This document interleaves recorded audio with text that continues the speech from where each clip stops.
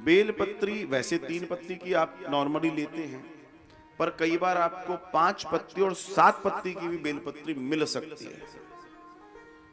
और अगर वो बेलपत्र आपको मिल जाए तो आप तय मान के चलिएगा कि वो महादेव को अगर आप पूजित करके चढ़ाते हैं तो आपको जो लाभ मिलता है, आपको उसकी कल्पना आप कर ही नहीं सकते। 3 पत्ती तो भगवान महादेव को पसंद ही है, मगर वो 5 पत्ती 7 पत्ती बिरली होती है। बिरली चीजें बिरली लोगों को ही मिलेंगी। तो बेलपत्र का दर्शन आता है। लिखा है कि 3 पत्तों वाला बेलपत्र भगवान शिव के लिए उपयुक्त तो माना गया है, लेकिन अगर 5-7 का भी मिल जाए तो कोई बुराई नहीं है, क्योंकि वो मिलता ही नहीं है। इसलिए 3 पत्ती का ही है, क्योंकि पेड़ 3 पत्ती का ही जागृत है, कर जाता है।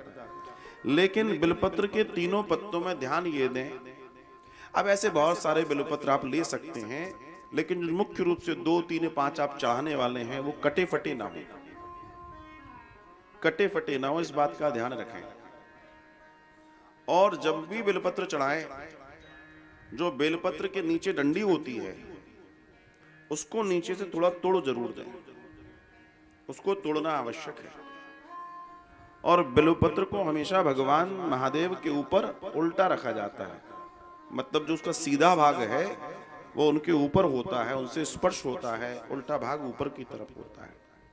हालांकि ये बड़ी जनरल बातें हैं, कॉमन है, लेकिन कई लोगों को ये भी नहीं मालूम है, इसलिए मैं ये निवेदन कर रहा हूं। कई लोगों को नहीं मालूम होती, जो नए नए प्रवेश कर रहे हैं धर्म में, अध्यात्म में, पूजा में, उन्हें नहीं मालूम होती, तो मालूम होना चाहिए। ये समझना बहुत जरूरी है। असल में अर्थ, धर्म और काम, ये 3 पत्तियां, इनका दर्शन है। अर्थ का, धर्म का और काम का। और ये जीवन में इनका मैनेजमेंट बहुत जरूरी है। अगर ये धर्म, अर्थ और काम मैनेज हो जाएं, व्यवस्थित हो जाएं, तो कौन सा ऐसा जीवन है जो बेकार हो जाएगा? हर किसी की गृहस्थी बढ़िया हो जाएगी। 3 पत्ती का बिल्वपत्र असल में जीवन के लिए बड़ा सार्थक है। लेकिन क्या होता है, लाओ पत्ती, लो लो, क्योंकि आपको मालूम ही नहीं है वो है क्या। आपको तो इतना मालूम है बेलपत्र महादेव पे चढ़ती है, बस इतना मालूम है। आपको इतना मालूम है कि महादेव पे जल चढ़ाया, लिया, लूटा, ले ले ले, बाल्टी मिल जाए तो बाल्टी से निला दो, कोई बुरी बात नहीं है, लेकिन साहब उसके पीछे का एक कारण है। एक ये है कि भोजन की थाली, भैया भूख लग रही है, लो खा लो, रोटी रखी है उसमें और सब्जी रखी, खा लो, खा लेगा आदमी। लेकिन वही थाली अगर सज कर आए तो खाने वाले का चाव भी बढ़ेगा और उसको बड़ा पवित्रता भी महसूस होगी।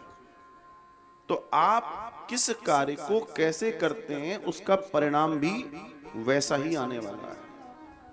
भगवान, देखो, भगवान को अगर देखा जाए तो भगवान बेलपत्री के बिना भी प्रकट हुए हैं।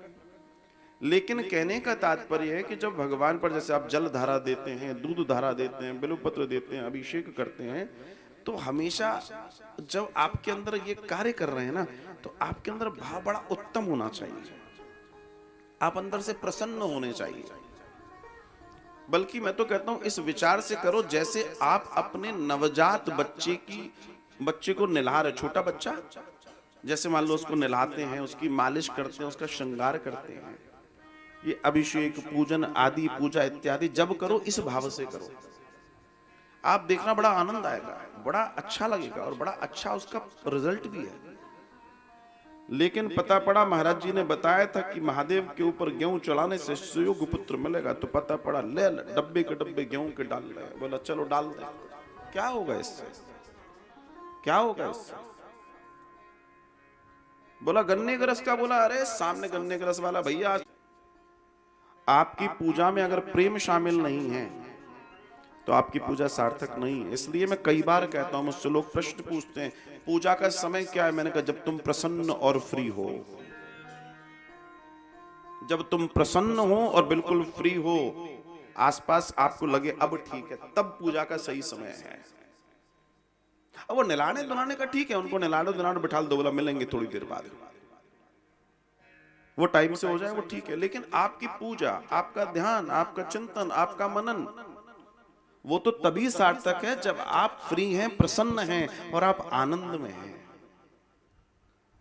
अब आपको ये मालूम है, अरे अरे अरे अरे हमको हमको हमको 8 बजे तक पूजा कर लेनी चाहिए, राम राम राम राम राम राम राम राम राम राम राम राम राम, कटोरी इधर भी रख रहे हैं, गैस भी चालू कर रहे हैं, टीवी इधर कर रहे हैं, एक तरफ से एक हाथ से वाला सामान भी उधर रख दिया, एक ये भी कर दिया, राम राम राम राम राम। राम कहेगा तू अपना काम ही कर ले, पहले एक काम तो कर ले। अरे आपका अगर हृदय, आपका अगर मस्तिष्क उस और नहीं है, अंतःकरण आपका उस और नहीं है, तो किस मतलब का फिर वो काम।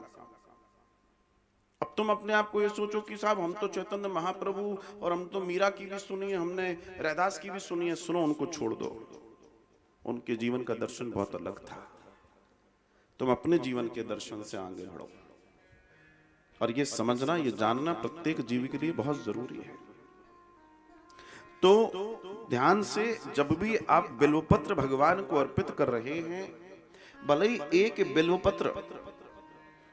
बिल्वपत्र अगर आप अर्पित कर रहे हैं तो बहुत प्रेम और बहुत कोमल ऐसे करें जैसे भगवान को स्पर्श हो जाए, लग न जाए भगवान को। हाँ,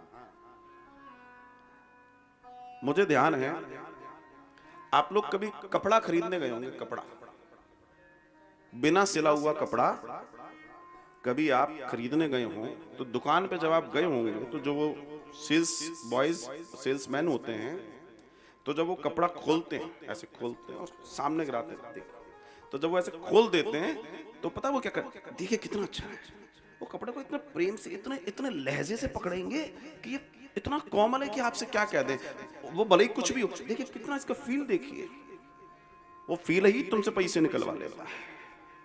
तो भगवान भी तुम्हारा फील देखना चाहते हैं, वो तुम पर कृपा बरसा देंगे।